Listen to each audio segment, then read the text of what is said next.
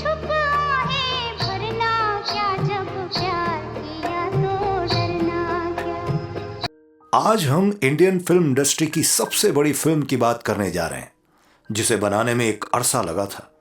भारतीय सिनेमा की हिस्ट्री में ये ऐसी ब्लॉकबस्टर फिल्म है जिसे मुगल आजम कहा जाता है। जी हां, ऐतिहासिक और एपिक फिल्म मुगल आजम।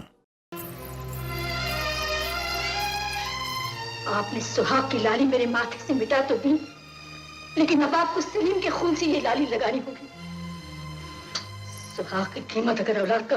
फिल्म के डायरेक्टर के आसिफ को इस फिल्म को बनाने में बहुत समय लगा।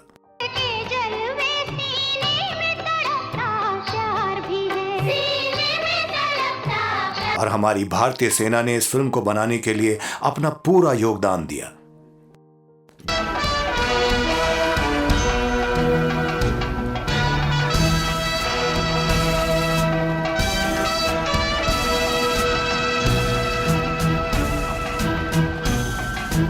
जब तक वो जिंदा रहे, उन्हें फिल्म और तत्कालीन राजनीतिक दायरों में भी अच्छा खासा प्राप्त होता रहा है। आज भी इस फिल्म को लोग बार बार देखते हैं और बहुत कुछ सीखते हैं इस फिल्म को देखकर।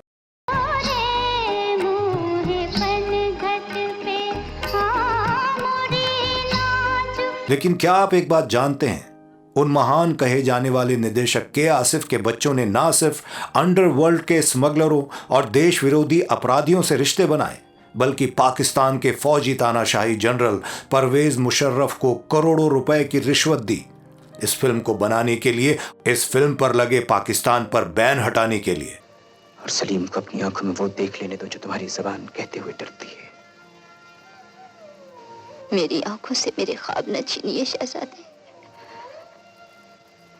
मैं मर जाऊंगी। क्या था मुगल आजम का अंडरवर्ल्ड कनेक्शन और कौन सा नामी स्मगलर था के आसिफ का दामाद? जी हां, के आसिफ का दामाद। जानेंगे सब कुछ उनके बारे में। आप बने रहिए हमारे साथ हमारे चैनल बॉलीवुड इतिहास में।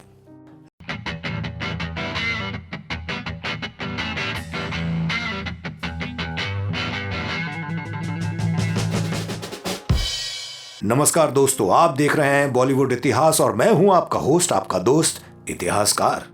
मुगल आजम एक ऐसी फिल्म है जिसे कई मायनों में लेजेंड का दर्जा हासिल है। फिल्म इंडस्ट्री के इतिहास में इसे सबसे महंगी फिल्म कहा जाता है और संभवतः सबसे लंबे समय तक बनने वाली फिल्म भी यही रही है।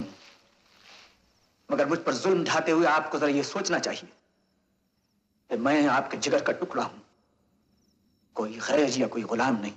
नहीं सलीम, नहीं। यह फिल्म इसके निर्देशक के आसिफ के जुनून की वजह से भी चर्चा में रही।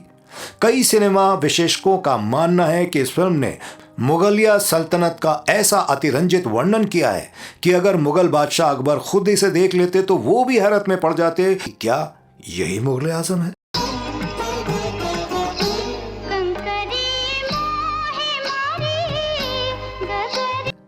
हालांकि सलीम अनारकली के किस्से पर दुनिया के किसी भी इतिहासकार को यकीन नहीं होता, लेकिन इस फिल्म को देखने वाले इसे ऐतिहासिक दस्तावेज ही मानते हैं।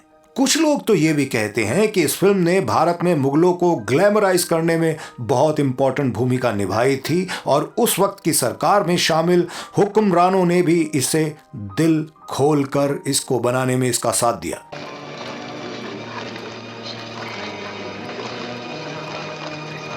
इलाही संतराश हाजिर है। न सिर्फ सरकार के कई म्यूजियम में मौजूद सामान, किले और मैदान बड़े आराम से शूटिंग के लिए उपलब्ध भी करवाए गए, बल्कि भारतीय सेना के घोड़े और सैनिक साजो सम्मान भी इसके लिए रक्षा मंत्रालय की तरफ से बाकायदा अवेलेबल किए गए और शूटिंग के लिए झोंक दिए गए।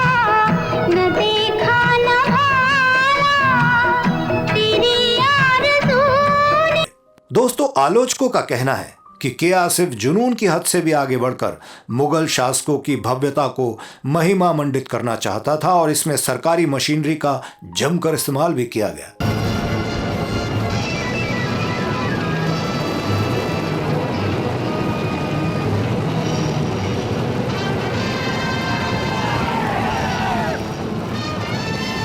के आसिफ खुद तो फक्कड़ थे, लेकिन इटावा के मामूली दर्जी से मुंबई के सबसे महंगे शोमैन बनने वाले ये अपने सफर में उन्हें जुगत भिड़ाने में बहुत महारत हासिल हुआ और उन्होंने अपनी लाइजनिंग के चलते बहुत कुछ फ्री में बटोर लिया। कहते हैं फिल्म की शूटिंग से लेकर रिलीज तक में सरकारी तंत्र का जमकर प्रयोग हुआ था। फिल्म को सुपरहिट बनाने और उसको सक्सेसफुल करने के लिए, उसको सक्सेसफुल बनाने के चक्कर में सरकार की व्यवस्था और प्रचार तंत्र का भरपूर इस्तेमाल किया गया। सलीम, शहंशाह के फैसले को जंग का इंतजार नहीं, जंग के नकारे की पहली चोब। फिल्म भारत के साथ साथ दुनिया के कई देशों में रिलीज हुई और इसने बॉक्स ऑफिस पर जमकर बिजनेस किया। खास बात यह रही कि फिल्म दुनिया भर के बटोरे गए पैसों में से भारत सरकार को इसमें ना के बराबर हिस्सा मिला। सन 1965 में भारत और पाकिस्तान में युद्ध छिड़ा तो इसका असर दोनों देशों के सांस्कृतिक और आर्थिक संबंधों पर भी पड़ा। पाकिस्तान की तत्कालीन सरकार ने इसे अपने यहां बैन कर दिया क्योंकि फिल्म इस्लामिक संस्कृति को ग्लैमराइज करने की पृष्ठभूमि में बनी थी, इसलिए इसका उस देश में लोकप्रिय होना लाजमी था जिसकी बुनियाद ही इस्लाम धर्म पर आधारित थी।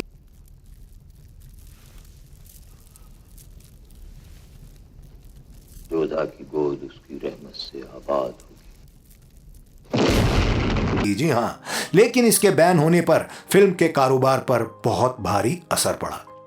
खास बात यह रही कि उन दिनों इंटरनेट और ऐप से तो दूर की बात समझ लीजिए, डीवीडी या वीसीआर तक नहीं हुआ करते थे। बहरहाल सन 2004 में इस फिल्म का कलर वर्जन दोबारा रिलीज किया गया।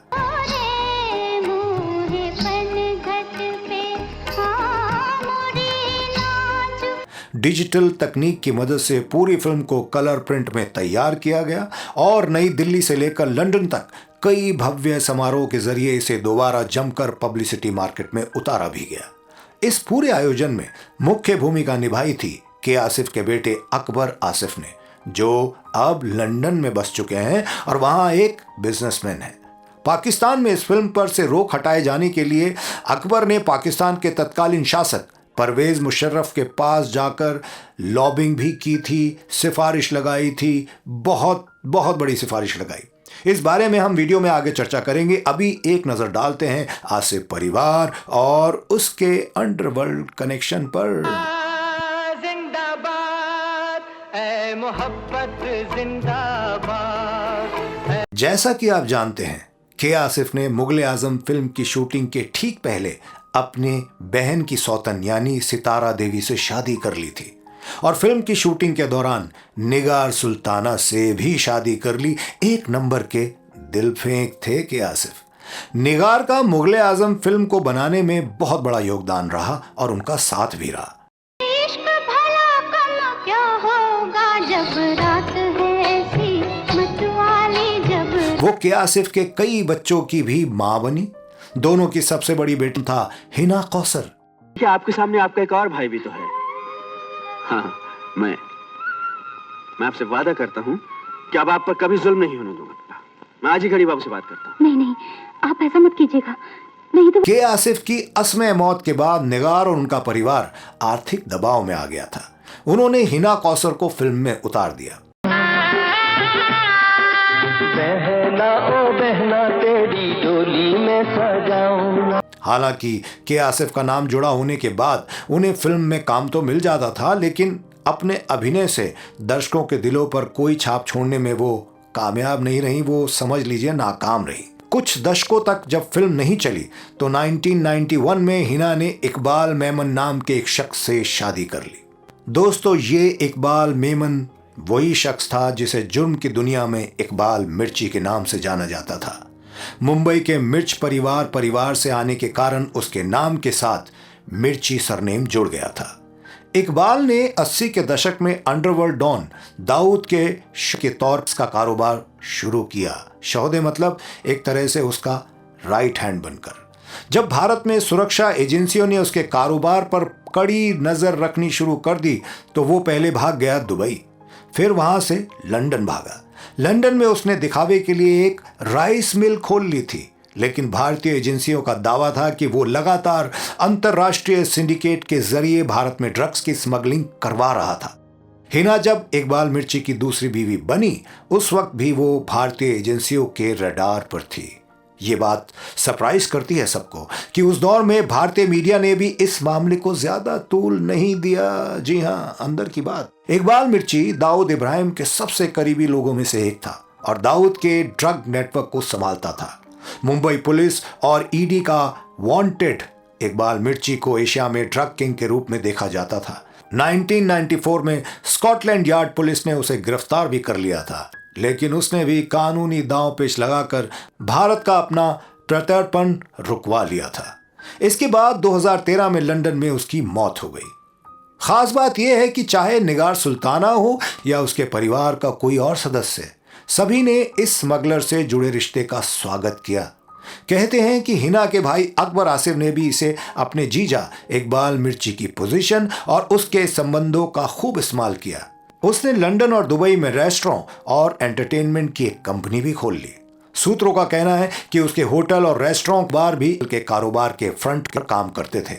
वो लंदन में अक्सर भारतीय फिल्मी कलाकारों को दावतें देता, उन्हें बुलाता था।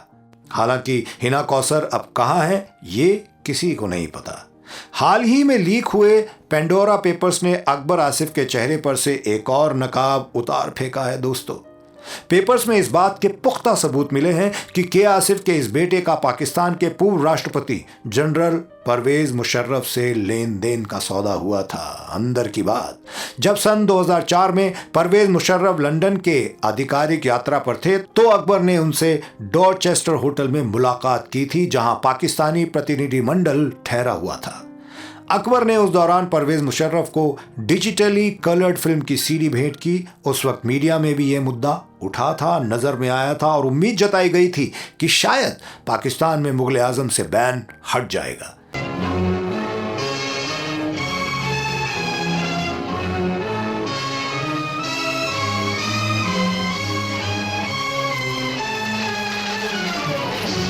लेकिन मुशर्रफ भी कम चालाक नहीं था, बहुत तेज आदमी निकला। मुशर्रफ एक घाक सौदेबाज साबित हुआ और करीब 2 सालों तक अपने फैसले को टालता रहा। पेंडोरा पेपर्स के मुताबिक अकबर आसिफ ने परवेज मुशर्रफ के करीबी रहे आर्मी जनरल शफतुल्लाह शाह की पत्नी को साल 2006 में एक महंगा अपार्टमेंट भी गिफ्ट किया था। उस वक्त इस अपार्टमेंट की कीमत करीब $12 लाख बताई जाती थी, जो भारतीय करेंसी में कई करोड़ बैठती है। गौरतलब है कि उसी साल जनरल परवेज मुशर्रफ ने पाकिस्तान में मुगल आजम पर से बैन हटा दिया था।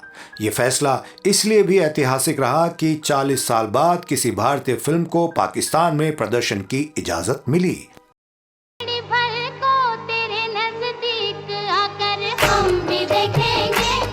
दोस्तों, ये सारी बातें बॉलीवुड, पाकिस्तानी सेना और अंडरवर्ल्ड के रिश्ते को साफ कर देती है। तो दोस्तों, देखा आपने कि किस तरह बॉलीवुड की सबसे चर्चित फिल्म के तार भी अंडरवर्ल्ड और पाकिस्तानी सेना से जुड़े हैं। और ये फैसला आपको अभी करना होगा, औलाद चाहिए या सुहाग।